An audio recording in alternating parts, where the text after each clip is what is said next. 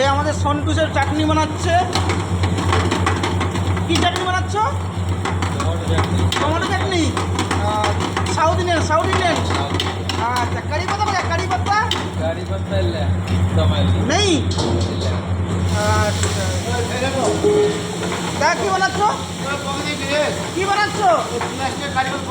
তুমি বানাচ্ছ কি?